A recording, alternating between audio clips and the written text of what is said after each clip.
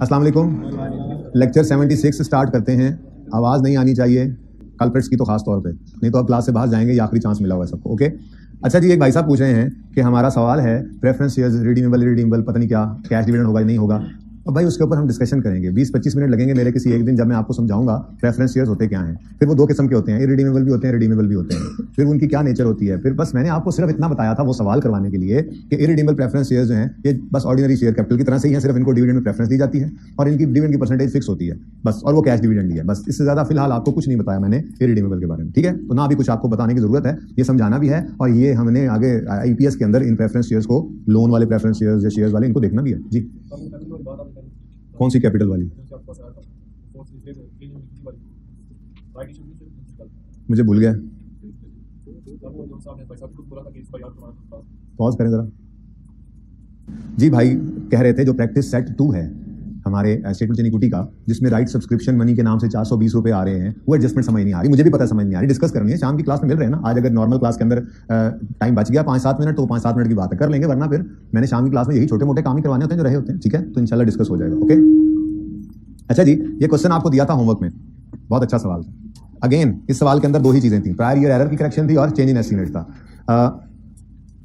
अगर आप लोग अगर हम यूं कहें ना कि प्रैक्टिस क्वेश्चन 1 वो पहले दिन वाला जो किया था, फिर क्वेश्चन बैंक 1 वंडर लिमिटेड, और फिर ये वाला मार्वलस, ये आई थिंक क्वेश्चन बैंक 5 है आपकी किताबों में, ठीक है। तो ये 3 सवाल आप कर लेना तो तकरीबन आपका IAS 8 काबू में आ जाता है। फिर मैं एक मोहानी वाला सवाल आपको आज होमवर्क में दे रहा हूँ, जिसने आपको घुमाना है आज घर पे। कल तो फिर हम खुद करेंगे मिलकर इंशाल्लाह, लेकिन समझा के भेजूंगा इंशाल्लाह वो भी। तो ये सवाल मोहानी वाला भी कर लें तो आप कह सकते हैं कि तकरीबन ये टॉपिक आपका 80% तैयार हो गया है। उसके बाद हमने जो करना है वो क्या करना है, मुख्तलिफ सवाल देखने हैं, मुख्तलिफ एडजस्टमेंट देखनी है। अब जैसे आज होमवर्क में एक सवाल देना है जिसके अंदर उन्होंने 5 पेपर का सवाल दिया हुआ है, हैंड आउट आपको मिल गया, वैसे बुक बच्चों ने ले लिया है। उसमें क्या है, कॉस्ट मॉडल से इन्वेस्टमेंट प्रॉपर्टी को फेयर वैल्यू मॉडल पे चेंज करवाना है, पॉलिसी चेंज है।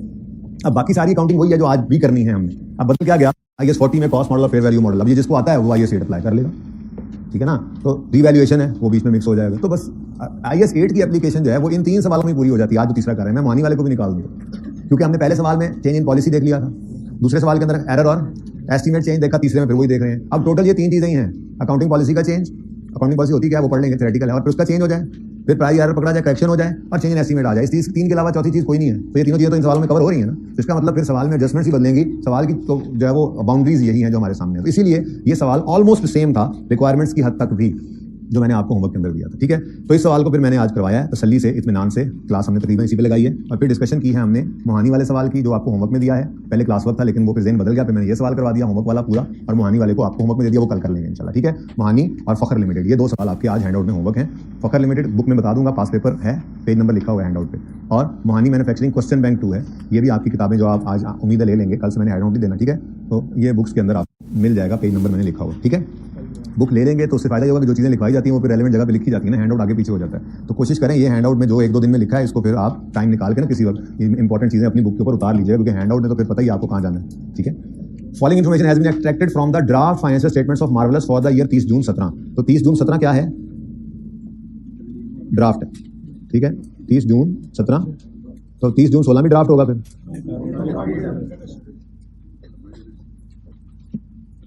ओके ठीक है जी। अच्छा उसके बाद following matters were under consideration. अब मैं पूरा सवाल पढ़ा के आपको करवाऊं, भाई आप लोगों ने होमवर्क में इसको कितने बच्चों ने अटेम्प्ट किया करवा तो मैं रहा हूं। अच्छा कितनों ने अटेम्प्ट नहीं करने की जहमत की, हाथ खड़ा करें। अटेम्प्ट ही नहीं किया, कर लो ना यार, इसी दफा में पास कर लो ना यार। तो बहरहाल आप लोगों ने सवाल पढ़ा हुआ है, जिन्होंने नहीं अटेम्प्ट किया उन्होंने नहीं पढ़ा हुआ वो करें मौज। तो ये पहली एडजस्टमेंट के अंदर एक प्रायर ईयर एरर है, उसकी करेक्शन करेंगे, दूसरे में एस्टीमेट चेंज है, उसका इंपैक्ट लेंगे, बिल्कुल कल वाले सवाल जैसा क्लास में किया था, ठीक है। Following balances pertain to ML statement of financial position as on 30 June 15। यार ये इधर क्या कर रहा है, ये भी इधर ही होना चाहिए था, ठीक है ना। 30 जून 2015 फनकारी लगा गया, उधर लिख गया, कोई बात नहीं, हम इधर लिख लेते हैं, जरा हमारी रूटीन के हिसाब से बन जाएगा, ठीक है ना। जी जी ऑडिटेड है बिल्कुल, ये जब 16 ऑडिटेड है तो 15 अभी ड्राफ्ट होना है। क्या 2 चीजें गिवन है जी, पीपीई 650, रिटेन्ड अर्निंग्स 183, 650 और 183, ठीक है। उसके अलावा कुछ भी गिवन नहीं है। चलें ठीक है, अब ये डाटा ना हमारे हिसाब से ही बन गया।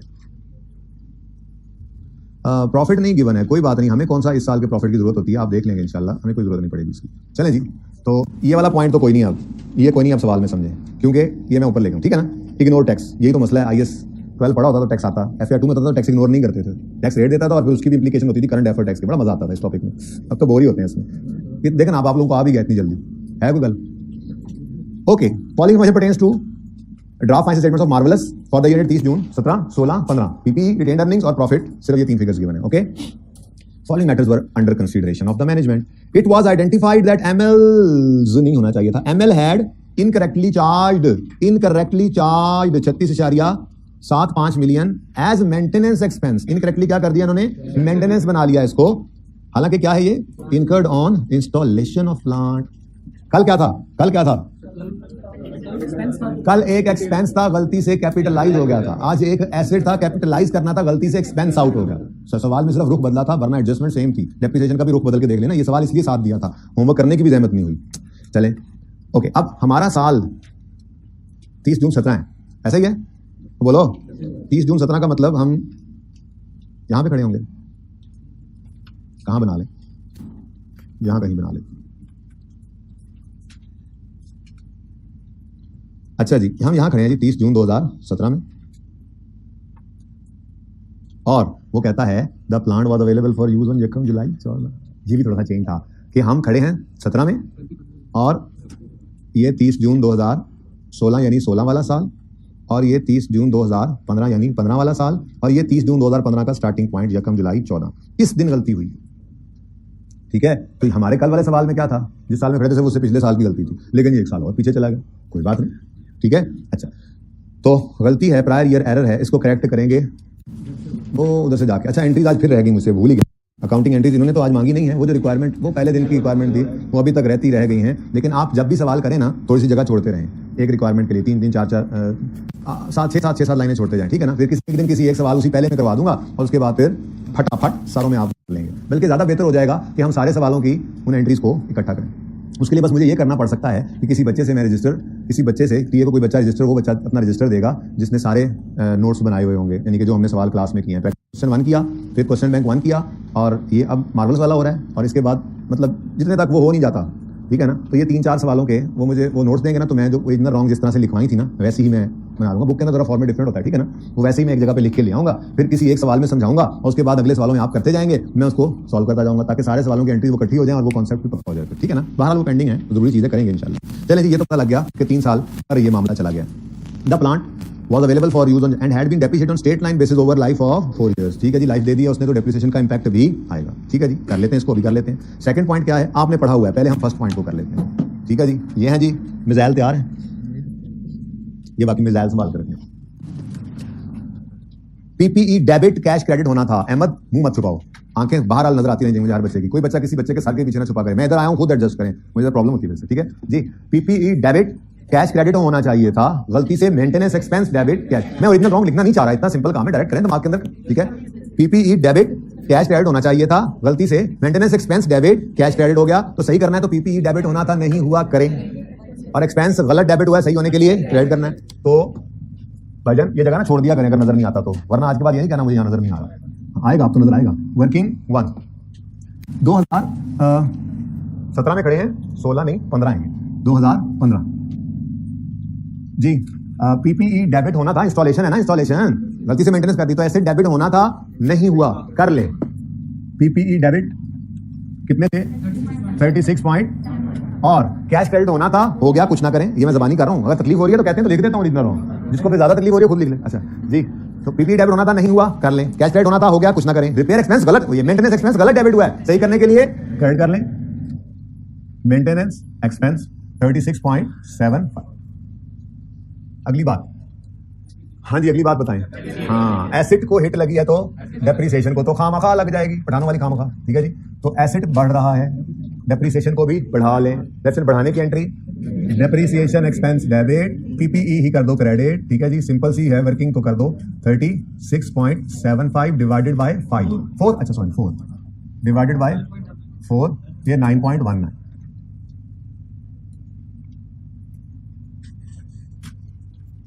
कोई मसला? मुर्तजा नजर आ रहा है तुम्हें? पक्की बात है? मुझे नहीं लग रहा.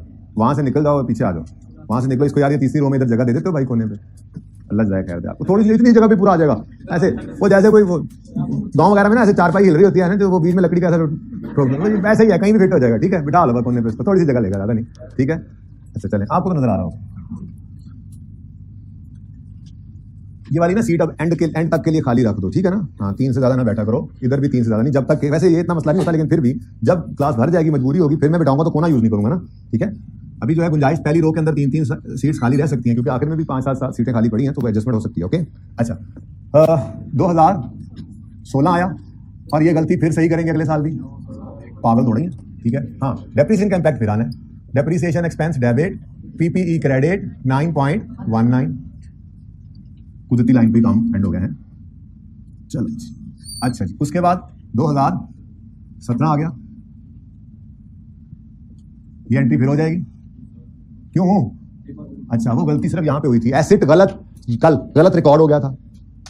अब कल गलत एसेट रिकॉर्ड हुआ था तो उसकी डेप्रिसिएशन गलत चार्ज होती रही, तो जिस साल में गलत रिकॉर्ड हुआ था उसने उस एसेट को सही किया, रिवर्स किया, और डेप्रिसिएशन जो गलत चार्ज हो गई थी उसको भी रिवर्स किया, लेकिन डेप्रिसिएशन हर साल थी, एसेट की गलती एक बार हुई। ऐसे ही यहां पे आज गलती से एक एसेट रिकॉर्ड नहीं हुआ था, किया, अब जो एसेट रिकॉर्ड नहीं हुआ था उस वजह से डेप्रिसिएशन नहीं चार्ज हो पाई थी, तो अब वो चार्ज कर रहे हैं। अब एसेट की गलती एक बार थी, लेकिन उसकी वजह से एक डेप्रिसिएशन पिछले 3 साल से नहीं हो रही, क्योंकि 3 साल पहले एक एसेट रिकॉर्ड होना था, वो नहीं हुआ, ठीक है। एसेट की गलती तो बार बार नहीं आएगी। हाँ, depreciation expense debit PPE credit, ये तो चलेगा। अच्छा, अगर यही रिड्यूसिंग बैलेंस मेथड हो जाता तो वर्किंग कर लेते और हर साल की डेप्रिसिएशन निकल आती, वो लिख लेते। हाँ, डेथ क्यों पड़ रही है थोड़ा सा काम करते हुए, जरूरी नहीं है स्ट्रेट लाइन मेथड हो भाई, ध्यान रखना, रिड्यूसिंग बैलेंस भी तो हो सकता है।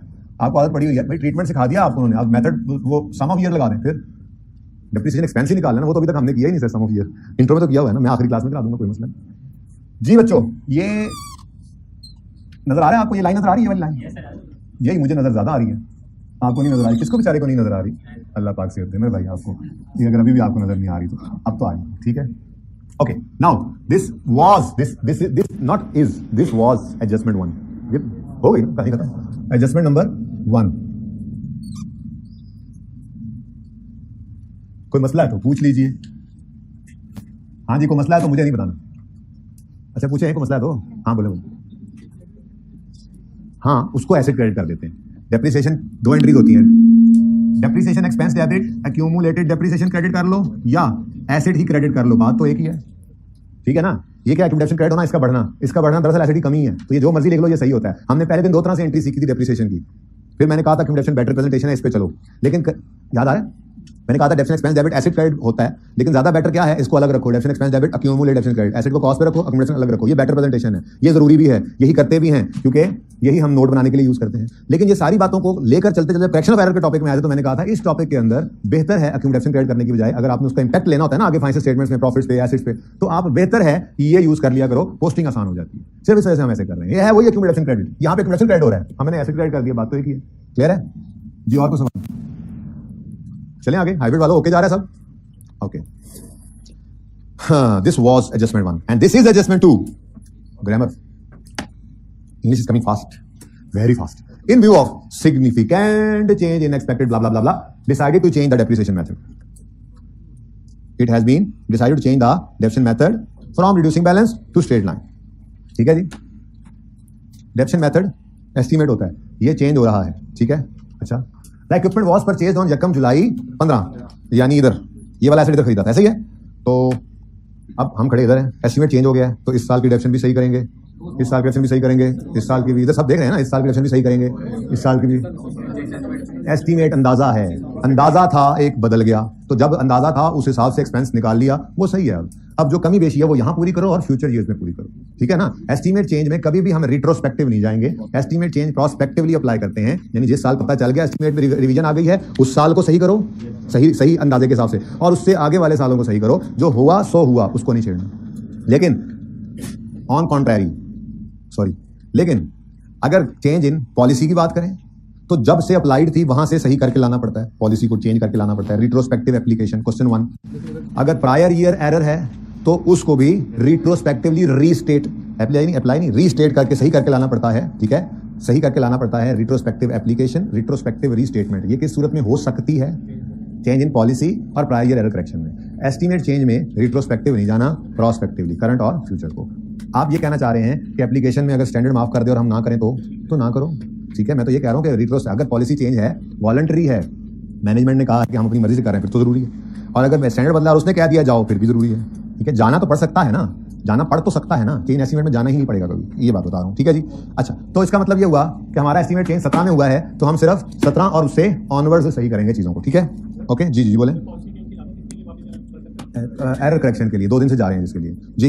इन view of significant change in blah blah decided to change the adaptation method from reducing balance to straight line.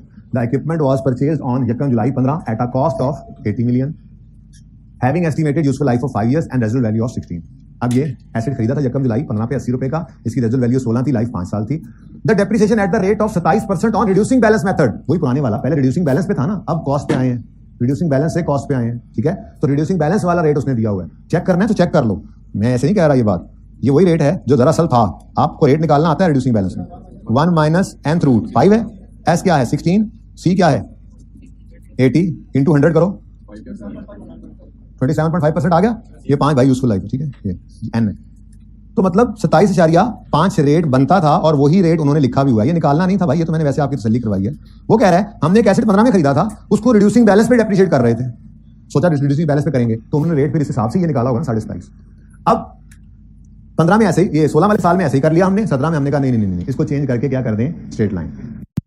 IS 8 वाले टॉपिक के बारे में आपको क्या बताया हुआ है कि चूंकि ड्राफ्ट बन चुका होता है, तो मसला यह है कि पुराने एस्टीमेट वाली डेप्शन चार्ज हो चुकी होती है, हमारे वाली चार्ज नहीं हुई होती नए एस्टीमेट वाली, तो हम फिर डिफरेंस से करेक्शन भी करते हैं। ठीक है ना, ये बात मैंने आपको वैसे बताई हुई है IS 8 के सवालों के लिए, लेकिन उसने तो लिख के बोला है ये, the depreciation at the rate of 27 on reducing balance method is included in above draft financial statements. मतलब 27 का रेट था ना, उन्होंने इधर तो किया था डेप्रिशिएट, इस साल भी 27 से डेप्रिशिएट किया हुआ है, समझ आती है बात की। ठीक है ना, तो हमने क्या करना है, हमने तो नया एस्टीमेट वाला करना है। ओके, अब इसके लिए थोड़ी सी वर्किंग करनी पड़नी थी। जुलाई 15 को हमने ये एसेट खरीदा था 80 का, और ये रेट रूट कोई नहीं निकालना था, इधर देखो, तो मैंने आपको चेक करवाया, बता दिया उन्होंने, रेट ऐसे चेक कराया कि सही था। ठीक है ना, अब वो कह रहे हैं हम इसको रिड्यूसिंग बैलेंस 27 पे कर रहे थे डेप्रिशिएट, 20 कितना बनता है 20 बुक वैल्यू, इसकी 5 साल लाइफ थी ना, कुछ कहानी ऐसी थी कि हमने एसेट खरीदा था 80 का, ये 22 रुपए डेप्रिशिएट हुआ और इस वक्त पड़ा हुआ है 56 पर, 58 पर।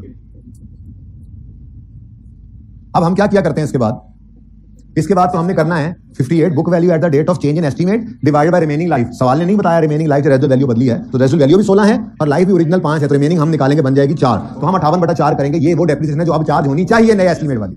ठीक है, लेकिन मसला क्या है, उन्होंने तो पुरानी की हुई है ना, तो अब वो पुरानी, क्योंकि हम ये देखो, हम यहां खड़े हैं, ये हम यहां खड़े हैं, ये हमारा साल है, 17 वाला साल है ना हमारा, इसी साल के अंदर हमने देखना है ना इंपैक्ट क्या हुआ है। बाकी तो फिर नोट के अंदर जाके मैंने आपको जुगाड़ बताया था, इंशाल्लाह उसके ऊपर मजीद बात करेंगे, आज नहीं होगी, कल नहीं तो परसों होगी। ठीक है, ओके। अच्छा, अब 17 के अंदर उन्होंने डेप्रिसिएशन को जारी रखा, तो उन्होंने तो इधर लगाया होगा ना, तो बोलो रिड्यूसिंग बैलेंस है, तो उन्होंने 58 इंटू 27.5% किया होगा, 15.95। मुझे बुक वैल्यू की कोई जरूरत नहीं है, आगे क्या जाना मैंने। ठीक है, तो ये 15.95, ठीक है, ये तो हो गया भाई पुराने वाला जो उन्होंने कर रखा है। लेकिन हम तो कह रहे हैं कि अब डेप्रिसिएशन होगी book value at the date of change in estimate divided by remaining life. ठीक है, तो वो बनता है जी 58, लेकिन मसला क्या है, हाँ रेजुअल वैल्यू भी स्ट्रेट लाइन आ गया। ठीक है ना, तो 58 माइनस 16 डिवाइडेड बाय 4 कितना आया 10.5। बस इतना सा, आगे वाली बात तो सिर्फ नोट के लिए इस्तेमाल होती है। हमारा अगर चेंज इन एस्टीमेट है ना, और उसने हमसे चेंज एस्टीमेट का नोट नहीं मांगा, सिर्फ इनकम स्टेटमेंट बैलेंस शीट वगैरह मांगी है, तो मैक्सिमम यही हो सकता है कि इस साल की डिडक्शन वो पुराने एस्टीमेट के हिसाब से करके हुए हैं, हमने उसको रिवाइज एस्टीमेट के हिसाब से करना होता है। ठीक है ना, तो मामला क्या हुआ है, 15 रुपए पर डेप्रिसिएशन रिकॉर्डेड है, हम कह रहे हैं नहीं जी ये तो पुराने एस्टीमेट वाली है, नए वाली कितनी बनती है। अच्छा, अब ये ऐसे टाइम लाइन के ऊपर मैंने आपको कहा था हमने नहीं करना होता। ठीक है ना, टाइम लाइन तो आपको सिर्फ समझाने के लिए मैंने बनाई थी। हम तो क्या करेंगे, इधर देखो, हम इधर जाएंगे, इसको छोड़ो फिलहाल, हम इधर जाएंगे और हम जाकर यहां पर वर्किंग नंबर 2 करेंगे, क्योंकि मुझे एडजस्टमेंट नंबर 2 के लिए डेप्रिसिएशन इंपैक्ट चाहिए ना, तो वो निकालने के लिए अब मैं वर्किंग 2 की तरफ आया हूं। ठीक है, अच्छा, अब वर्किंग 2 में क्या सिखाया था आपको, क्या करेंगे अगर एस्टीमेट चेंज हो तो क्या करेंगे, जरा बोल दो। हम क्या करेंगे, हम कहेंगे जी पुराने एस्टीमेट वाली डेप्शन इतनी, नए वाली इतनी। अब देखना है डिफरेंस है, पुराने वाली से अगर उन्होंने चार्ज कर रखी है वो ज्यादा कर गए, कम बनती थी तो रिवर्स करेंगे।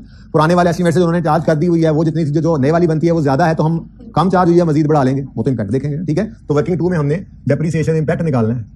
ठीक है, तो हम क्या कहेंगे, डेप्रिसिएशन विद ओल्ड एस्टीमेट। अब जैसे ही आपने ये लिखना है ना डेप्रिसिएशन विद ओल्ड एस्टीमेट, अब आपको जरूरत महसूस होनी है यार ये तो रिड्यूसिंग बैलेंस मेथड है, तो आप यहां पे कहोगे अच्छा चलो वर्किंग 2.1 करते हैं, क्योंकि रिड्यूसिंग बैलेंस है ना, पता नहीं वो डेप्रिसिएशन डायरेक्ट तो नहीं निकाल सकते हम, तो ये वर्किंग फिर हमें जरूरत पड़ी और ये हमने की वर्किंग 2.1। ये तो मैं ऊपर वाला ये तो छुपा लेना ऐसे ऐसे, ठीक है, टाइमलाइन तो नहीं बनानी, हम तो यूं करेंगे काम वर्किंग 2.1। इस वर्किंग से हमें पता चला चलो 16 तो ठीक है, जो हुआ सो हुआ। 17 में वो कितनी डेप्थ चार्ज कर गए हैं? 15.95। ये हमने ऐसे देखा, ठीक है ना। टाइमलाइन भी नहीं करना, टाइमलाइन तो वैसे आपको समझाने के लिए, उससे टाइम जाएगा पर्चे में, टाइमलाइन से टाइम जाया होगा, अगर फंसो तो बनाना, वरना नहीं। ओके 15 ये भाईजान ओल्ड एस्टीमेट वाली डेप्रिसिएशन है, जो वो कह रहा है आज तो सवाल सीख के ऊपर वाली फाइनेंशियल स्टेटमेंट्स के अंदर इन्होंने चार्ज कर दी हुई। ठीक है, हम क्या कह रहे हैं, भाईजान डेप्रिसिएशन निकालो विद न्यू एस्टीमेट। अब न्यू एस्टीमेट जो है वो 58 की बुक वैल्यू को डेप्रिशिएट करना है। ये कहां से मिलेगा हम बताएंगे एग्जामिनर को, ये वर्किंग 2.1 से ही मिला हमें, ठीक है ना। Book value rate of change in estimate मिल गई हमें यहीं से, कहां से भी working 2.1 minus 16 divided by 4, answer is, ये वर्किंग ऐसे करनी है, ठीक है। अब डिफरेंस सोच के लेना है, कोई साइन शाइन लगवा के रट्टा नहीं लगवाया, सादा सी बात है। ओल्ड एस्टीमेट वाली डेप्रिसिएशन उन्होंने रिकॉर्ड कर दिया, जो कि अब रॉन्ग है, मेरे हिसाब से तो रॉन्ग है ये अब, ठीक है। हमें चाहिए कितने पर होनी चाहिए थी, तो ये डेप्रिसिएशन चार्ज भी पड़ी है, ये होनी चाहिए थी, तो ज्यादा चार्ज हो गई, एक्सेस है ना, तो सही करना है, तो फिर रिवर्स करेंगे। तो excess depreciation 5.45, excess depreciation charged, तो आप क्या करेंगे, रिवर्स। और पत्ते में अंग्रेजी लिखने की जरूरत नहीं होती, ठीक है, आपको बताना चाहिए आगे आंसर, ठीक है। तो रिवर्स करना है, एंट्री चार्ज, डेप्रिसिएशन चार्ज करने की एंट्री क्या है, depreciation expense debit accumulated depreciation credit, reverse करने की एंट्री, सॉरी पीपीई बोलना था, depreciation expense debit PPE credit, आसानी के लिए, ठीक है। तो रिवर्स करने की entry PPE debit depreciation expense credit, और ये वर्किंग 2 से हमने निकाला है इंपैक्ट 5.45,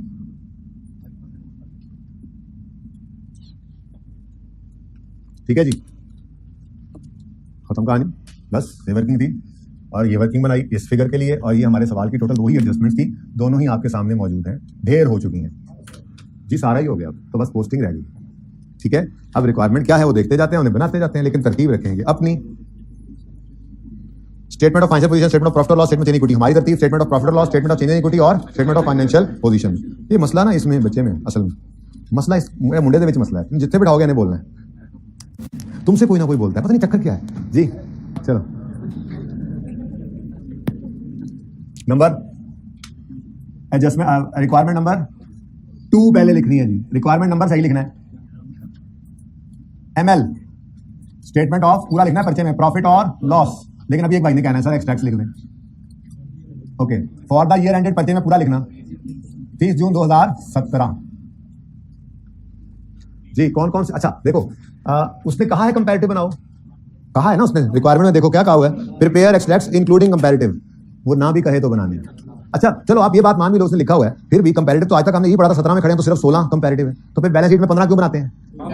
तो बस आपने ये याद रखना है, अगर आईएएस 8 अप्लाई हो जाए सवाल में तो कंपैरेटिव ना भी कहे हम बनाएंगे, ये कंपैरेटिव ना भी लिखा हो, आईएएस 8 अप्लाई हुआ है कि नहीं हुआ, आईएएस 8 इधर अप्लाई हुआ है ना, इस एडजस्टमेंट 2 में, एडजस्टमेंट 2 में अप्लाई हुआ है ना, नो एडजस्टमेंट 2 के अंदर आईएएस 8 अप्लाई नहीं हुआ, मतलब वैसे अप्लाई हुआ है, लेकिन जिसको मैं कह रहा हूं चेंज इन एस्टीमेट तो इसी साल में आ गया ना। हाँ आपके सवाल में अगर आप 17 में खड़े हैं तो 17 से पहले किसी साल का एरर पकड़ा गया वो सही करना है, या आप 17 में खड़े हैं पॉलिसी चेंज किया जो पिछले सालों से सही करके लानी है, तो अब आईएएस 8 की वो एप्लीकेशन होगी जिस वजह से वो कंपैरेटिव कहे ना कहे। आप 17 में खड़े हैं तो आप इनकम स्टेटमेंट 16-17 की ही बनाएंगे, चाहे वो नहीं भी कह रहा कंपैरेटिव, क्योंकि आईएएस 8 अप्लाई हुआ पड़ा है, और ये आईएएस 8 कहता है इनकम स्टेटमेंट बनेगी 2 साल की, फिर चेंज इन इक्विटी बनेगी 17-16 2 साल की, फिर बैलेंस शीट बनेगी 17-16-15 3 साल की। अब कंपैरेटिव कहे ना कहे हमने बनाना है, क्योंकि ये रिट्रोस्पेक्टिव एप्लीकेशन या रिट्रोस्पेक्टिव रिस्टेटमेंट आ गई है, वैसे वो कह देता है लेकिन उसकी मोहताजी नहीं है हमें। मैं स्टैंडर्ड में पढ़ाऊंगा आपको, स्टैंडर्ड ने खुद लिख के बताया हुआ है इतने साल की इनकम स्टेटमेंट, इतने साल की बैलेंस शीट, इतने साल की चेंज इन इक्विटी बनानी, ओके।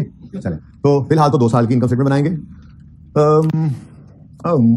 30 जून 2017 वो तुम लिख लो, मेरा तो पर्चा पास है।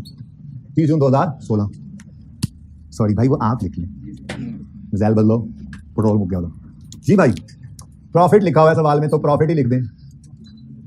हाइब्रिड वालों ओके है, तस्वीर आवाज लाइट फ्लक्चुएट हुई, ओके है, हाथ खड़ा कर दो, ओके है, ओके डन। प्रॉफिट 2016 2017, अब सवाल से गलत प्रॉफिट्स चल के उठाते हैं, गलत प्रॉफिट्स 85, और इसीलिए मैं कह रहा था नहीं पता ना प्रॉफिट का तो जरूरत भी नहीं है मुझे इसकी जरूरत भी नहीं है, मैं इसको निकालने के पीछे नहीं दौड़ पड़ूंगा, मुझे कोई जरूरत नहीं है इस प्रॉफिट की, मैंने 2 साल की इनकम स्टेटमेंट बनानी होती बना रहा। इससे पीछे जो इंपैक्ट होते हैं प्रॉफिट में भी हो तो हम कहां डालते हैं, ओपनिंग रिटेन अर्निंग्स पे, वहीं पे पड़े होते हैं ना सारे प्रॉफिट्स। ये 2015 का 14 13 जब से कंपनी बनी है तब से लेकर इस साल तक के प्रॉफिट्स ओपनिंग रिटेन अर्निंग में पड़े होते हैं ना, तो इस साल से पीछे जितने प्रॉफिट के इंपैक्ट हैं वो ओपनिंग रिटेन अर्निंग्स पे डाल देते हैं, सिंपल, ठीक है। अच्छा तो 85 और 65 मार्कर मिला। अच्छा next blue marker is coming out because, तो 15 बोलो ना, कहो नहीं या सर ऑटो पे लगे हुए हो खुशहाल वाले, तुम देखो तो सही मैं क्या करने लगा हूं। मैं प्रॉफिट एंड लॉस बना रहा हूं और मैं 15 में आया खड़ा हूं। 15 का प्रॉफिट एंड लॉस नहीं बनाना। 15 में अगर प्रॉफिट एंड लॉस है 15, 14, 13 ये प्रॉफिट एंड लॉस हमने नहीं बनाना। अगर इसका कोई इंपैक्ट प्रॉफिट एंड लॉस पे पड़ रहा है तो वो अपनी रिटेन अर्निंग में डालेंगे। प्रॉफिट एंड लॉस 2 साल के बनना है, इसलिए इसको साइड में करो। इधर आ जाओ जी। एक एक्सपेंस जो है वो बढ़ रहा है, डेबिट मतलब बढ़ रहा है। एक्सपेंस के बढ़ने से प्रॉफिट कम हो जाएगा 9.19। ठीक है, अगले साल में पहले 9.19 लिखूंगा फिर आगे जाऊंगा। Profit and loss for the year होता है। हाँ, इसकी इस साल की गलती सही होगी ना 16 में, तो ये 16 की रिटर्न पड़ेगा ना, तो 17 की ओपनिंग खुद ब खुद सही हो जाएगी ना। हमने उधर नहीं जाना, ठीक है ना। प्रॉफिट एंड लॉस में रीस्टार्ट नहीं करना, बैलेंस शीट के अंदर रीस्टार्ट करना। याद है आप बातें, ये अगले 3-4 हर सवाल ऐसा ही है, बस एडजस्टमेंट्स बदलेगी, नेचर बदलेगी। कभी FIFO से EPCO पे जा रहे हैं, कभी वो कॉस्ट मॉडल से फेयर वैल्यू पे जा रहे हैं, कभी वो कॉस्ट मॉडल से रिवैल्यूएशन पे, नहीं वो तो खैर दूसरी तरफ चला जाता है। बस कभी एरर को पकड़ा गया है, कभी एस्टीमेट चेंज आ रहा है, इससे अलावा क्या है और कुछ भी नहीं। ठीक है ना, तो बस यही रोज काम होने हैं। तो प्रैक्टिस प्रैक्टिस प्रैक्टिस यही आपको परफेक्ट करेगी। ठीक है, तो संडे वाले दिन मैं रेशियो सारी पढ़ा दूंगा, लेकिन तैयार वो इस दिन नहीं होंगी। तैयार वो होंगी मंडे को, ट्यूसडे को, वेंसडे को, जब तक तसल्ली ना हो ईद के बाद को, जब तक चलता रहे। क्योंकि आपने सवाल पढ़ना है, उसकी ऊपर इंटरप्रिटेशन लिखनी है। एक आधे में मैं लिखवा दूंगा, पढ़ाते हुए मैं समझा दूंगा, लेकिन बाद में डंडे से मैंने ये राइटिंग आपसे करवानी है। आप करेंगे राइटिंग तो तभी पास होंगे, प्रैक्टिस ही तैयार होता है। ठीक है ना, वरना टॉपिक तो ये तो टॉपिक तो खत्म है ऑलरेडी। आप कोई ना कोई जुगाड़ लगा के इस वक्त भी सारे सवाल आप 60-70% तक सही कर सकते हैं, मैं बताऊंगा। पर कर वही रहे हैं जो मैं तरतीब से करवाता जा रहा हूं। ठीक है, करना भी ऐसे ही चाहिए। ठीक है जी, हाँ, ये सेट के और आइए सेट में कुछ नहीं है, खत्म कहानी। वो प्रैक्टिस चल रही है जी। 17 में सिर्फ 17 की गलती, 17 में प्रॉफिट लॉस बना रहे हैं तो 16 के लिए सिर्फ 16 को देखा, 17 के लिए सिर्फ 17 को देखा। बैलेंस शीट बनाएंगे तो 17 के लिए 15 और 16 दोनों को देखेंगे, 16 के लिए 15 और 16 को देखेंगे। ठीक है, और 15 के लिए पीछे कुछ है सिर्फ 15 को देखेंगे। वो as on, balance sheet as on. ठीक है, लो भाई, एक्सपेंस बढ़ रहा है, एक्सपेंस बढ़ेगा तो प्रॉफिट कम होगा। अब ये सेम फिगर है, ये ना समझना, रीस्टार्ट किया हुआ है। और एक्सपेंस क्रेडिट मतलब कम हो रहा है, एक्सपेंस कम हो तो प्रॉफिट जाता है बढ़ 5.4। लो ये नंबर तो आ भी गए जी। बोले रोज ही एक काम, हद हो गई जी। 75.81। मसला क्या आएगा? तलवार का मसला आएगा, अब्दुल्ला की गर्दन का मसला आएगा। रीस्टेटेड लिखना चाहिए, ठीक है, क्योंकि उसके पास जो प्रॉफिट्स पड़े हैं ऑडिटेड फाइनेंशियल स्टेटमेंट 16 में, वो कितने नजर आ रहे हैं उसको? 85। तो अगर आपने बदला है तो फिलहाल पहली ब्रेक तो उसकी यहीं लगवा देना, ऊपर ये लिखकर, ये पाए ना नोट बनाया है, वहां जाके देख लो, हमने कुछ छेड़ा है, इस वजह से प्रॉफिट छेड़ा हुआ है। जिस बात ना हो जाके देखो, गलती पकड़ी गई वहां पे जाके बताएंगे। ठीक है, कोई मसला यहां तक? इसके बाद बैलेंस शीट बनाएंगे। ओके, सेम लिक्विडिटी की रिक्वायरमेंट नंबर कौन सी है? 3 ML स्टेटमेंट ऑफ CIE, लेकिन वो भाई ने क्या देना एक्स टैक्स, इसलिए पहले लिख लें एक्स टैक्स। क्यों? देखो उसने तो आज रिक्वायरमेंट में भी लिखा हुआ है, statement of changes in equity retained earnings column, मतलब एक्स टैक्स ही हुआ ना, शेयर कैपिटल कोई नहीं और कोई चीज कोई नहीं। ठीक है, तो एक्स टैक्स ही है, सिर्फ रिटेन्ड अर्निंग्स का कॉलम बना रहे हैं जी हम। अच्छा, फॉर द ईयर एंडेड 30 जून 2017। अच्छा, तरतीब देखो इधर जो सिखाई हुई है आपको, क्या तरतीब है? 2 लाइनें खाली, ना जैसे सिखाया वैसे एक दफा 2 लाइनें खाली छोड़ो और ओपनिंग लिख लो, ओपनिंग बैलेंस, फिर 3-4 लाइनें छोड़कर क्लोजिंग बैलेंस, फिर 3-4 लाइनें छोड़कर दोबारा क्लोजिंग बैलेंस। फिर क्या करोगे? इस 30 जून 17 को सबसे एंड पे लिखोगे, इसको 30 जून 16 लिखोगे, इसको 30 जून 15 भी लिख सकते हो, यकम जुलाई 15 भी लिख सकते हो, आपकी मर्जी है। ठीक है, अब ये 16 की चेंज इन इक्विटी है, ये 17 की, ये 16 की चेंज इन इक्विटी है, ये 17 की। 16 के प्रॉफिट्स 16 में आएंगे, 16 की चेंज इन इक्विटी में, क्या ख्याल है? और 17 के प्रॉफिट्स 17 की चेंज इन इक्विटी। सही है, ये तो होगी वो नॉर्मल चेंज इन इक्विटी जो हमने पिछले टॉपिक में सीखी थी। 2 साल की अगर बनानी हो तो 16 और 17 2 साल कैसे ही बनती है, बीच में डिविडेंड शेयर इशू वगैरह सारा कुछ जो 16 में होगा वो इधर आएगा। 17 के अंदर 17 के प्रॉफिट, डिविडेंड कोई इशू, शेयर वेयर, ऐसे ट्रांसफर टू सारा कुछ 17 का 17 में आएगा। यही हमने पिछले टॉपिक के अंदर सीखी थी, स्टेटमेंट चेंज इन इक्विटी बनानी। आप देखोगे फखर लिमिटेड का सवाल जो उसमें सिर्फ चेंज इन इक्विटी कहा हुआ है, आइए सेट लगा के, उसमें बहुत सारे सवाल हैं। आप दोबारा वही पिछला टॉपिक चल पड़ना, ठीक है ना, लेकिन साथ आइए सेट भी चल रहा होगा। खैर, ये फुल फ्लैज क्वेश्चन है जो तीनों आपको करवाए हैं ना, बड़े कंप्रीहेंसिव क्वेश्चन है, इनमें सारा कुछ ही है जो पॉसिबली टेस्ट हो सकता है, सिवाय जनरल एंट्री जो मैंने अभी तक आपको नहीं सिखाई है, वो भी एक पॉसिबिलिटी है ना। जो पॉसिबल टेस्टिंग है इसकी वो सारी इन 3 सवालों के अंदर है, क्योंकि पहले में जनरल एंट्रीज भी रिक्वायर्ड थी ना, वो तो मैंने करवाई नहीं थी। ठीक है, बाकी आप देखेंगे पर्चे के अंदर सिर्फ चेंज इन इक्विटी बनवाया करेगा अक्सर, उसमें आपको प्रायर एरर भी पकड़ा देगा, साथ कोई पॉलिसी चेंज भी पकड़ा देगा, सिर्फ चेंज इन इक्विटी के ऊपर वो इंपैक्ट ले लेगा। अब आप इनकम स्टेटमेंट बनाएंगे ना, तो ये इस अप्रोच पे भी लेके जाना है ना आपको, वरना आपकी आदत ही क्या पड़ी हुई है, सही वाला प्रॉफिट उठाओ इधर लिख दो। अगर उसने ये मांगा ही नहीं, सिर्फ चेंज इन इक्विटी डायरेक्ट मांगी है, तो फिर प्रॉफिट की चेंज इसके ऊपर डायरेक्ट देंगे, यहीं पर वो काम करना पड़ेगा। तो ये इस तरह सीखना है। फिर ये नहीं मांगा हुआ, बैलेंस शीट मांग ली है, ये भी सिखाना है आपको डायरेक्ट, ताकि जितनी रिक्वायरमेंट हो सिर्फ उसी को पूरा करें। हम पागलों की तरह शुरू हो जाए, रिक्वायरमेंट A B C अपनी तरतीब से, सब कुछ ही करेंगे हम, तो सब कुछ ही करेंगे, ऐसे सब कुछ नहीं करना होता। ठीक है, लेकिन सीखते हुए तो सब कुछ ही करते हैं हम। पूरी पिक्चर सामने होगी ना जब, उस पर काबू होगा, फिर कहीं से भी उठा लो, है जी, पूरी परात बिरयानी की भरी हो, बोटी फिर कहीं से भी उठा लो। अच्छा जी, ओके। लेकिन अब मसला क्या है, ये तो थी वो चेंज इन इक्विटी जिसमें 16 और 17 है, सिर्फ 16 की गलती 16 में सही, 17 की गलती 17 में सही। अब जब देखा इधर तो 17 में भी गलती थी, चलो ये 17 में सही होगी, 16 में भी गलती थी, चलो ये 16 में सही होगी, 15, 14, 13 इन सालों की अगर गलती आ गई तो कहां जानी है? ओपनिंग में। कहां? ओपनिंग में। तो फिर ओपनिंग को आज हमें लिखना पड़ेगा 2 दफा। कल ऐसा ना हुआ, क्यों ना हुआ?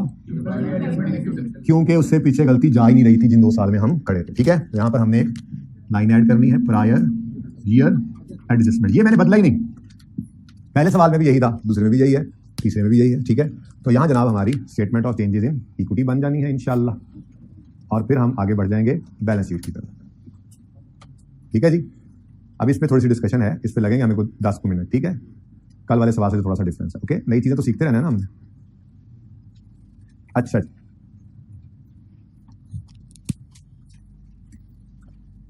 कल वाले सवाल में क्या मसला था? हम खड़े थे 15 में, ये कल वाला सवाल है, वंडरफुल। हम खड़े थे 15 में, हमारे चेंज इन इक्विटी का स्टार्टिंग पॉइंट न 14 न 15 बल्कि 13 की क्लोजिंग रिटेन्ड अर्निंग्स होती हैं, जो कि सवाल में गिवन नहीं थी। ठीक है भाई, समझ आ रही है? क्वेश्चन नंबर 1 से हम चले थे ना। क्वेश्चन 1 में क्या था? क्वेश्चन 1 में 2003 में थे, तो चेंज इन इक्विटी बनाने के लिए रिटेन्ड अर्निंग्स हमें जो चाहिए थी वो ना 3 वाली ना 2 वाली बल्कि 1 की क्लोजिंग चाहिए थी, वो उस दिन अवेलेबल थी। कल वाला सवाल कर रहे थे, तो कल वाले सवाल के अंदर हम 15 में खड़े थे, हमारी रिटेन्ड अर्निंग्स जो चेंज इक्विटी का स्टार्टिंग पॉइंट होना है वो ना 15 की रिटेन्ड अर्निंग्स हैं ना 14 की हैं बल्कि 13 की थी, जो कि हमें अवेलेबल नहीं थी। तो हमने क्या किया, फिर एक वर्किंग की जिसमें अकाउंटेंट वाला लेजर बनाया, जो अकाउंटेंट ने बनाना था। ठीक है ना, बल्कि बनाया हुआ था, उसका यही बनता है ना ओपनिंग। हमने कहा अच्छा क्लोजिंग सवाल में गिवन है, इस साल 14 वाले साल का प्रॉफिट भी गिवन है, डिविडेंड का कोई जिक्र सवाल में नहीं है, तो फिर ओपनिंग क्या आ गया था? Balance sheet. ये काम करके हमने सवाल में गुजारा चला लिया था, चेक भी हो गया था, यही बैलेंस शीट निकाला था। ठीक है, अब सवाल ये पैदा होता है कि सर अगर सवाल में डिविडेंड होता तो कैसे पता चलता? वो बताता, मैं ही कहना चाह रहा हूं, अगर इसमें डिविडेंड होता ना तो वो सवाल में बताता कि जी डिविडेंड इतने % है, फिर कैपिटल भी उसको देना पड़ता, या वो यूं कहता डिविडेंड इतने रुपए का है। ठीक है, तो उसको बताना पड़ता, फिर हम डिविडेंड यहां लिखते और फिर बैलेंसिंग ये निकालते, क्योंकि ओपनिंग मिसिंग था। ठीक है, नहीं क्यों एक्सटेंड होती? जरूरत नहीं, उसने मांगा रिटेन्ड अर्निंग का कॉलम हुआ था। ठीक है ना, अभी जो जैसे आज के सवाल में। खैर बात समझो कि यहां पर कंफर्म है ओपनिंग, प्रॉफिट और क्लोजिंग, डिविडेंड नहीं बटा, ये कंफर्म है। कैसे? लेजर बैलेंस होकर ये निकाला हमने। और चलो इससे आगे देखते हैं, ये क्लोजिंग ओपनिंग बन गया 1 जुलाई। जिस पॉइंट मैंने रखा बस ध्यान से देखो, वो पॉइंट समझ ना आया तो फिर ना आया, अभी आ गया तो आ गया, बहुत आसान है वैसे, बस आपकी पूरी टेंशन चाहिए। क्लोजिंग बन गया, ओपनिंग बोलो, तुम कहां से आ रहे हो? अच्छा, उसके बाद ये देखो, ये 198 क्या है? 30 जून 15 का क्लोजिंग, ऐसा ही है। कितना? 198। अब मैं कहता हूं इसको बैलेंस करो, तो बैलेंस किस तरफ आ रहा है? 90 आ रहा है और इसी तरफ आ रहा है, प्रॉफिट ही होना है, यानी प्रॉफिट भी गिवन है। तो मैं यूं लिख दूं, अगर प्रॉफिट ऑफ वो भी गिवन था 15, कितना है तो बताओ? ये ऐसे, ये गिवन था, ये तीनों चीजें क्या थी? गिवन थी। अब ये मैंने लिख ली है, अब चेक करो क्या ये लेजर बैलेंस हो रहा है, यानी कि कोई डिविडेंड नहीं है। ऐसा ही है, तो चेक हो गया, कोई डिविडेंड नहीं था। ठीक है, अब हम अपने सवाल पे चलते हैं, ये तो हो गया ना काम। ठीक है, इसमें रिटेन्ड अर्निंग्स मिसिंग थी। हम आए आज वाले सवाल में, और आज वाले सवाल में हम खड़े हैं 2017 में, तो 17 नहीं 16 नहीं बल्कि 15 की क्लोजिंग रिटेन्ड अर्निंग्स चाहिए हमें, जो कि स्टार्ट करेंगे, हम ओपनिंग बनाएंगे। ऐसे ही है ना, और वो आज अल्हम्दुलिल्लाह सवाल में गिवन है। ठीक है, अच्छा चलो मैं कहता हूं फिर भी लेजर बनाते हैं। तो ये 30 जून 15 या 1 जुलाई 15 ओपनिंग कह सकता हूं, बोलो 1 जुलाई 15 कितनी गिवन है जी? 180। ठीक हो गया। उसके बाद ये तो गया ना, ये तो साल 15 तो गया ना, साइड पे हो गया। ये तो क्लोजिंग था, ये 15 का क्लोजिंग था जो मैंने ओपनिंग बनाया। अब मैं कौन से साल में एंटर हो चुका हूं? 16 में एंटर हो गया। देखो ना, इधर देखो ना, इधर देखो, ये 30 जून 16 आएगा, तो ये 16 वाला साल हो गया, और फिर ये अगला 30 जून 17 होगा, तो ये 17 वाला साल हो गया। ठीक है ना, तो मैं अब 16 वाले साल में खड़ा हूं, तो 16 वाले साल में प्रॉफिट कितना है? 85। तो मैंने यहां पे आकर लिखा प्रॉफिट ऑफ 16 85। फिर क्लोजिंग कितना गिवन है? 16 का 240, मैंने यहां पे आकर लिख लिया 240। अब चेक करो बैलेंस हो रहा होगा, पहले सवाल की तरह से डिविडेंड में लिखता हूं 0। क्या 25 का क्या आ रहा है? ये किसने कहा कि डिविडेंड है? पहले मुझे बताओ बैलेंसिंग फिगर किस तरफ आ रही है? डेबिट साइड पे। अब मेरे जैसे बैठे होते हैं ना, उनको भी सोचने दो। क्या जी? रिटेन्ड अर्निंग्स के लेजर की 4 नॉर्मल चीजों के नाम, जैसे अक्यूमुलेटेड डेप्रिसिएशन के लेजर की 4 नॉर्मल चीजें क्या होती थी? ओपनिंग, डेप्रिसिएशन, डिस्पोजल डिडक्शन और क्लोजिंग। जैसे डेटर के लेजर में इंट्रो में 4 नॉर्मल चीजें क्या होती थी? Opening, sale, cash, closing. Abnormality होती है बैड डेट, वो एबनॉर्मलिटी खुद बताता है सवाल। ठीक है ना, मैं नॉर्मल 4 चीजों की बात कर रहा हूं। बचपन इंट्रो में क्रेडिटर के लेजर की 4 नॉर्मल चीजें होती थी, ओपनिंग, परचेजेज, कैश पेड वाला और क्लोजिंग। ऐसे ही रिटेन्ड अर्निंग्स आपको बनाना आता है। रिटेन्ड अर्निंग्स के लेजर की 4 नॉर्मल चीजें क्या हैं? Opening, profits, dividends, closing. ठीक है ना, वो डिविडेंड जरूरी नहीं है एक हो, ये हो सकता है 5 डिविडेंड इकट्ठे करके 25 निकल रहे हो, मैं ये नहीं कह रहा।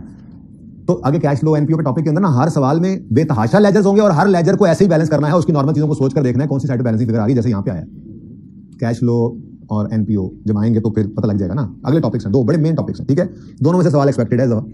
तो ओपनिंग, प्रॉफिट, डिविडेंड, क्लोजिंग, ही बनती है चार चीजें। अब जब हमने इस लेजर में फिगर्स फेंकी और बैलेंसिंग करके देखी तो बैलेंस नहीं हो रहा था लेजर, बैलेंसिंग फिगर निकल रही है किस तरफ, तो फिर पक्की बात है ये क्या होगा, in the absence of any other specific information, ये डिविडेंड है जो हमने क्या निकाला, बैलेंसिंग। अच्छा एक मिनट सुनो, सवाल कल की तरह होता, ओपनिंग मिसिंग होता तो क्या करते? अगर ओपनिंग मिसिंग होता तो फिर सवाल की मजबूरी थी कि वो डिविडेंड की परसेंटेज देता और शेयर कैपिटल देता कि खुद निकाल लो 25 रुपए या 25 की फिगर देता।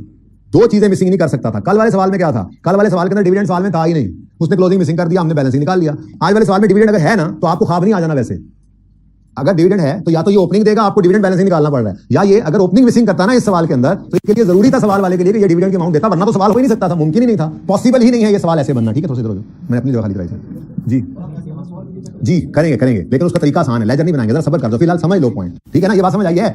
अगर आज ओपनिंग मिसिंग होता तो फिर उसको डिविडेंड बताना पड़ता, ठीक है, लेकिन उसने आज ओपनिंग दे दिया कितना, 180 का। अब पिछले सवाल की तरह ये लेजर बैलेंस नहीं हुआ, जब चेक किया तो बैलेंसिंग फिगर गिर रही थी डेबिट साइड पे, तो हमने कहा फिर हो ना हो ये डिविडेंड, तो दोनों में से कोई एक मिसिंग हो सकता है। परसेंटेज देगा तो शेयर कैपिटल का लेटेस्ट बैलेंस भी बताएगा, इतने शेयर कैपिटल में रुपए पड़े, इतने शेयर कैपिटल पड़ा है, इतने परसेंट डिविडेंड बांटा है, तो फिर आप उसके ऊपर लगाओगे वो परसेंटेज तो वो 25 का आंसर आ जाएगा। ठीक है ना, देखेंगे वो सवाल ऐसे भी आएंगे।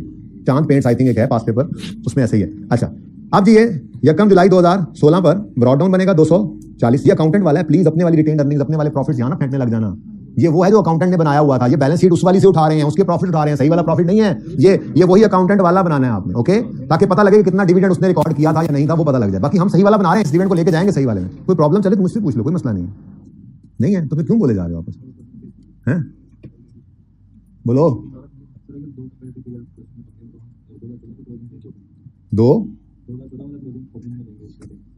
देखो अगर 15 और ये 16 और 17 की मांगी हुई है तो फिर 15 का क्लोजिंग आएगा ना, लेकिन अगर एक साल पीछे चले जाएंगे तो जाहिर सी बात है फिर उससे पिछला क्लोजिंग होगा। ये सवाल पूछ रहे थे। अच्छा जी क्लोजिंग, बात कोई और थी, तुम गोल करा गए जी। ओके 30 जून 17 की रिटेन अर्निंग कितनी है जी, 275। सवाल बने ही नहीं। प्रॉफिट 2017 का गिवन है 65, ये 65, ठीक है। अब ये 65 आ गया यहाँ पे, अब चेक कर लो, अगर बैलेंस हो गया तो हम कहेंगे अल्हम्दुलिल्लाह कोई डिविडेंड नहीं है, और ना वो तो देख लेंगे कितना है 30। अगेन अगर ये बैलेंसेस ना गिवन होते तो फिर इसको या तो डिविडेंड बताना पड़ना था, ठीक है ना, सही है। तो इस सवाल के अंदर ये बात छुपी थी असल में। कितने बच्चों ने आइडेंटिफाई कर लिया था इसे, 1 2 3, हाइब्रिड में 4। सोल्यूशन होगा इनके पास, बच्चे कह रहे हैं सोल्यूशन था आप लोगों के पास,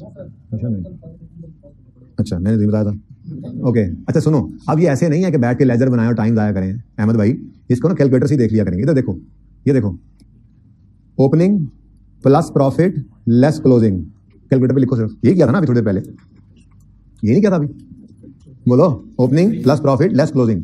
इधर देखो, यहाँ करो opening plus profit less closing, जरा करके देखो यहाँ, इसका आंसर क्या आता है, फिर करके देख ले तो, opening 108 plus profit 90 less closing, फिर 0 आ गया। अच्छा चलो आगे चलते हैं, भाई का 79 आया, ओके जी। इधर देखो, opening plus profit less closing 25, फिर ट्राई करते हैं, दोबारा करते हैं भाई, opening plus profit less closing. तो ये लेजर नहीं बनाना, बल्कि ये काम हम यहां से किया करें। चेक करो, ओपनिंग प्लस प्रॉफिट, सवाल से ही हो रहा है, लेस क्लोजिंग, ठीक है। फिर opening plus profit less closing, check करके देख लो, आंसर 0 आ गया। अभी अपने सवाल पे अप्लाई कर लेते हैं, opening plus profit less closing 25, यहीं से पता लग गया फॉरेन के डिविडेंड है, ध्यान से देख लेना। फिर opening plus profit less closing 30 आ गया। तो कोई लेजर बनाने की जरूरत है भाई, लेकिन चेक तो 1 मिनट में भी हो सकता है, ठीक है ना। तो मैं तो ये सजेस्ट करूँ, वर्किंग बना दी मैंने, तो वर्किंग अब चूंकि बना दी है तो मैं वर्किंग 3 का रेफरेंस दूंगा। ये 16 वाले साल में डिविडेंड लिखूंगा, ये 17 वाले में, तो मैं तो वर्किंग 3 कर दूंगा यहाँ पर। लेकिन आपको सजेशन यही है कि आप पर्चे में ये 25 कैसे निकालोगे, आप यहाँ पे ब्रैकेट में लिखोगे, यहाँ पे आके लिखोगे डिविडेंड फाइनल है, इंटरिम है, जो भी है भाई लेजर में आ रहा है। तो ये 16 वाले साल में आ रहा है ना, तो ये 15 का फाइनल या 16 का इंटरिम होगा। हमें से क्या, बस ये सही वाला है, रिकॉर्डेड है, ठीक है ना। अच्छा अब आपने पर्चे में क्या करना है, आपने यूं करना है पर्चे के अंदर 180 ओपनिंग ऐसे ब्रैकेट में लिखना, plus 85 profit less 240 closing, answer क्या आ जाएगा 25। आपने पर्चे में ऐसे कर देना है, कोई लेजर नहीं बनाना अगर नजर आ जाए तो, ठीक है ना। मैं चूंकि लेजर अब बना चुका हूं तो मैं अपनी मेहनत जाया नहीं करूंगा, मैं तो वर्किंग 3 का रेफरेंस दूंगा, क्योंकि आज आप लोगों ने भी लेजर बना लिया होगा तो आप भी वर्किंग 3 का रेफरेंस देंगे, बट पर्चे के लिए बता दिया आपको क्या करना है। Okay done. हाँ जी नेगेटिव, पिछली क्लास में पॉजिटिव रहेगा, बच्चों ने टोटल भी कर दिया, ये आंसर डिफरेंट आ गया। डिविडेंड 17, ये भी वर्किंग 3, लेकिन आप लोगों ने वर्किंग 3 नहीं करनी, आप लोगों ने तो क्या करना है 240 + 65 - 275 निकल आएगा आंसर, ठीक है जी। तो ये नई चीज थी, बाकी तो भाई सवाल हुआ पड़ा है। 180 30 जून 15 का क्लोजिंग रिटेन अर्निंग का बैलेंस है, जो यकम जनवरी 15 का ओपनिंग है, जो हमें चाहिए कितना 180। उसके बाद प्रायर ईयर एडजस्टमेंट करनी पड़ेगी हमें, ठीक है। प्रायर ईयर एडजस्टमेंट है, एक्सपेंस क्रेडिट मतलब कम हो रहा है, एक्सपेंस कम हो रहा है तो प्रॉफिट को बढ़ाएंगे प्लस 36.75। प्रायर एडजस्टमेंट आज के बाद लाल रंग से लिखा करेंगे ये ब्रैकेट, ठीक है। नेक्स्ट, एक्सपेंस बढ़ रहा है तो एक्सपेंस डेबिट, एक्सपेंस बढ़ा तो प्रॉफिट कम -9.19। बस अब इनको नेट करो, अगर नेट करने में पॉजिटिव आए तो यहां पर पॉजिटिव फिगर, अगर नेट करके नेगेटिव आए तो इसी तरह से जितने मर्जी साल हो जाए यहां पर ही प्लस माइनस प्रॉफिट पे कर लेना है, और नेट में जो भी इंपैक्ट हो वो एक बार ही लिख लेना है। ये बात समझ आई है? चलो 27 पॉइंट, ठीक है, पॉजिटिव। अब ओपनिंग बैलेंस क्या हो गया पॉइंट, और ये फिर क्या बन गया, ये अब रिस्टेटेड है रेस्ट। फिर जी प्रॉफिट रिक्वायरमेंट 2 से आ गया 75.81, और ये भी क्या है रीस्टेटेड। क्लोजिंग बताएं पॉइंट, ये भी क्या है रीस्टेटेड। तो 3 फिगर रीस्टेटेड कब आती हैं, जब जो 2 साल की हम चेन इक्विटी बना रहे हैं उससे पहले की भी कोई एडजस्टमेंट आ जाए, प्रायर ईयर एडजस्टमेंट आ जाए। प्रायर ईयर एडजस्टमेंट नहीं होगी तो फिर रीस्टेटेड 2 बार लिखा होता है अगर आईएस 8 अप्लाई हो रहा है तो, ठीक है ना। और प्रायर ईयर एडजस्टमेंट लिखा हो तो फिर रीस्टेटेड 3 बार लिखा हुआ आएगा, ठीक है। या ये रेड मिक्स नहीं हो रहा था, इसको ब्लैक से किया करेंगे जी। प्रायर ईयर एडजस्टमेंट यहाँ लिखा ब्लू से और एडजस्टमेंट ब्लैक से, प्लस 36.75 - 9.19, ये था ना जी। चलो ठीक होगा जी। हाँ जी क्लोजिंग, सॉरी प्रॉफिट 61.26, ये रीस्टेटेड है नहीं जी। नेक्स्ट 0.6 पार्ट 2 शुरू कर दो।